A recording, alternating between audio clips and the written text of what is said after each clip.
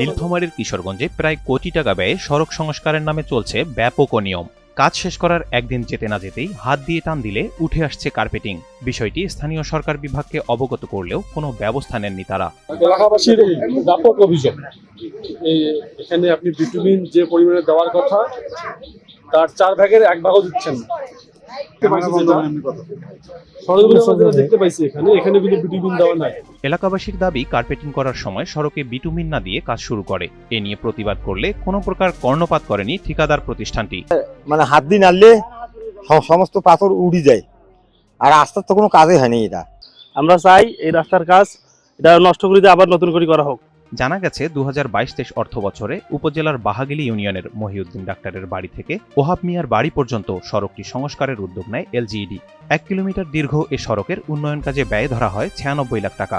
বিক্ষুব্ধ এলাকাবাসী এনটিভি অনলাইনকে বলেন, প্রথম থেকেই ঠিকাদার নিম্নমানের কাজ করছেন। এ সময় সড়কের বিভিন্ন স্থানে হাত দিয়ে টেনে কার্পেটিং উঠে যাওয়ার দৃশ্য দেখান।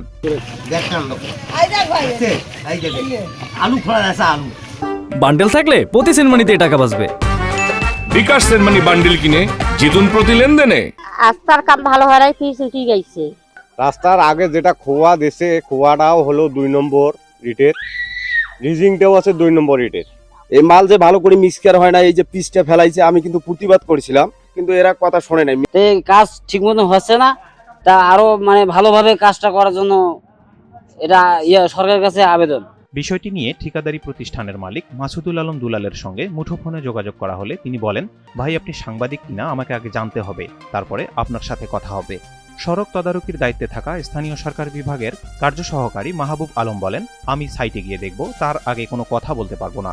ওখানে তো আমি প্ল্যানে আছি ভাই। ঠিকাদারি প্রতিষ্ঠানের নাম কি? এটা আমি যা বলতেছি আপনাকে বললাম যে আমি ফাইলটা বাইর করলে বলতেছি, ফাইলটা বাইর করবো যা বলবো আপনাকে। কত কিলোমিটারের কাজ? 1 কিলোমিটার কাজ। তার মানে এই বিষয়ে আপনি কিছু জানেন না? না না, আমি তো বলতেছি ভাই, আমি ওখানে যাইনি, আমি জানবো কেমন করি। স্থানীয় সরকার বিভাগের উপজেলা প্রকৌশলী মাহমুদুল হাসানের সাথে মুঠোফোনে যোগাযোগ করা হলে ওনার নাম্বার বন্ধ পাওয়া যায়।